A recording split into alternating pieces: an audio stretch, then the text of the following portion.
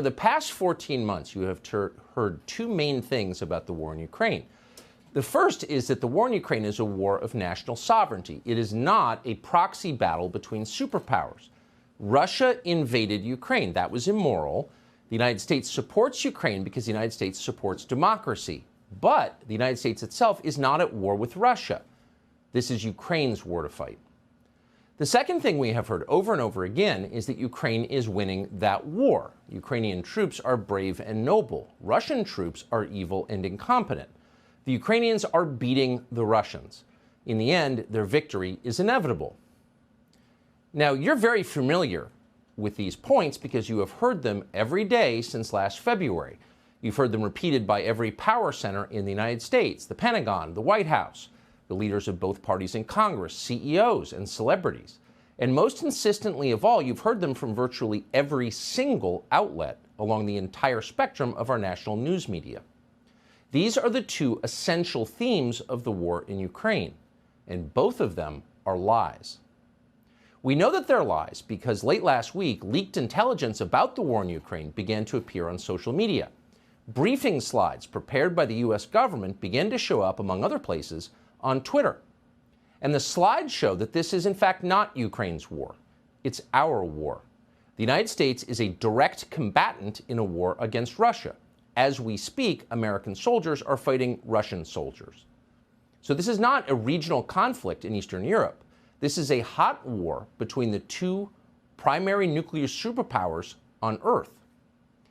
And yet this war has never been formally declared. It has not been authorized by Congress. And for that reason, this war is a violation of American law. It is a crime.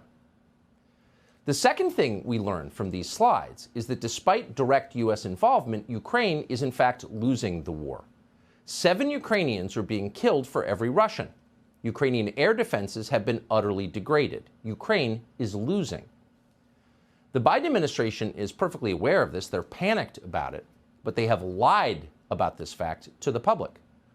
Just 2 weeks ago, for example, Secretary of Defense Lloyd Austin told the U.S. Senate that Russian military power is, quote, waning. In other words, Russia is losing the war. That was a lie. He knew it was when he said it, but he repeated it in congressional testimony. That is a crime. But Lloyd Austin has not been arrested for committing that crime. Instead, the only man who has been taken into custody, or likely ever will be, is a 21-year-old Massachusetts Air National Guardsman who leaked the slides that showed that Lloyd Austin was lying. He revealed the crimes, therefore he's the criminal. That's how Washington works. Telling the truth is the only real sin. Now, our news media exist and have constitutional protection precisely in order to push back against this grotesque standard. Their only job is to tell the truth. And yet tonight, the news media are celebrating the capture of the kid who told Americans what's actually happening in Ukraine. They are treating him like Osama bin Laden, maybe a little worse, actually, because unlike al-Qaeda, apparently this kid is a racist. Here's CNN. The Washington Post, as you know, reviewed video of this suspect yelling racial and anti-Semitic slurs. Is this a dangerous person? This Air Guardsman who's now been taken into custody had talked about being a gun enthusiast, had been at gun ranges. He's obviously a member of the military. And he's the big guy in the scene.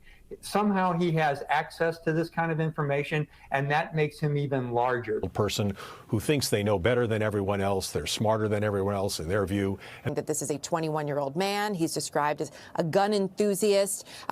Feels like, in some of these descriptions, somebody who's maybe hungry for power. So this 21-year-old Air National Guardsman from Massachusetts is not a whistleblower, CNN explains, with the help of the many intelligence agency figures it has now hired as analysts. No, he's not a whistleblower. He's a criminal.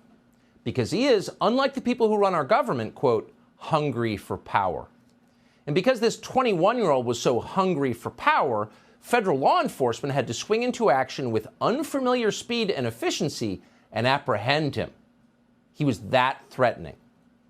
Now, keep in mind, as of tonight, we still don't know where Jeffrey Epstein got hundreds of millions of dollars. We have no idea. Nor do we know what he did for a living. We don't know who left pipe bombs on Capitol Hill on January 6th, 2 of them. We don't know who leaked the Supreme Court decision overturning Roe v. Wade. We can't even say for certain who killed the president of the United States, because after 60 years, the Biden administration is still hiding thousands of pages of classified documents from the Kennedy assassination, just as they are hiding more than 1 billion other classified documents. But tonight, we can say for dead certain who embarrassed Toria Nuland and Joe Biden, and that kid is going to jail for a long, long time. That's the standard. The media are fine with that standard. Watch this remarkable exchange on Monday of this week between the White House press corps and Biden flack John Kirby. Without confirming the validity of the documents, this is information that has no business in the public domain. It has no business, if you don't mind me saying, on the pages of front pages of newspapers or on television. It is not intended for public consumption, and it should not be out there. So the fact that U.S. soldiers are fighting Russian soldiers in a war in Ukraine has no business in the public domain.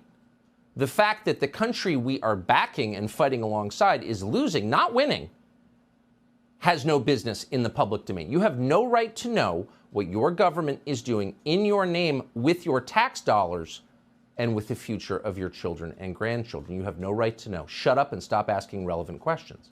Okay, said the media.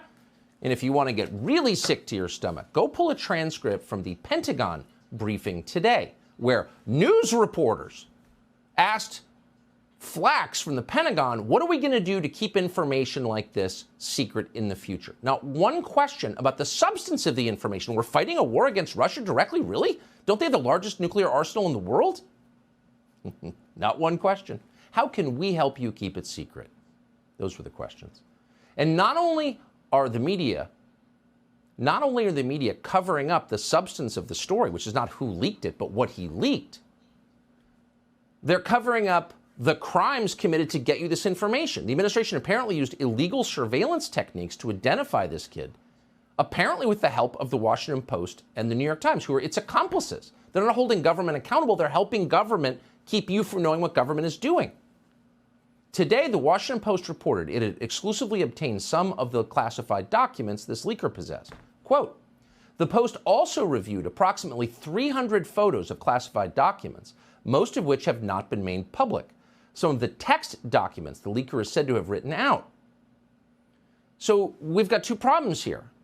If it's illegal to see these documents, if you don't have a security clearance, how is the Washington Post doing this legally? They don't have a security clearance. Well, obviously they were given them by the U.S. intel agencies and are working alongside them.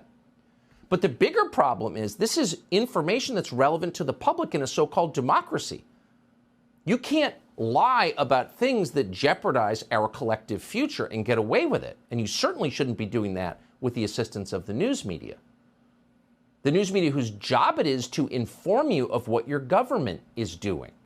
But instead, they are working actively late into the night to lie to you on behalf of their masters in permanent Washington. And by the way, just last week, the plan was to lie in an even more grotesque way and blame Russia for this. And we're quoting, Russia or pro-Russian elements are likely behind the leak of several classified U.S. military documents posted on social media that offer a partial month-old snapshot of the war in Ukraine, 3 U.S. officials told Reuters on Friday. Really? Who are these officials who lied to Reuters? And then Reuters just, of course, obediently reprinted their lies, as they always do. News agencies print what they are told to print by the intel agencies, no matter how ridiculous it is, no matter how much dignity and self-respect they exchange in return for doing it. So what's happening to this leaker now is what happens to anyone who contradicts the national security state and their obedient servants in the media. You go to prison so the media can continue to tell you lies. Here's MSNBC, for example, assuring its viewers that everything's just fine. What the Russians didn't understand was that they were going into the lion's den. That kind of what we would say in the military, this force multiplied, made the Ukrainian army quite literally unbeatable. They are winning. Russia is going to lose this war. Every last person has said exactly what Malcolm just said. They're going to win this war. It's not a matter of if, but when. 14 months in, They are simultaneously telling you that Ukraine's victory is inevitable, mostly because of the moral power they possess. But at the same time, you need to send tens or hundreds of billions of dollars more in advanced weapons systems to Ukraine to keep them from losing.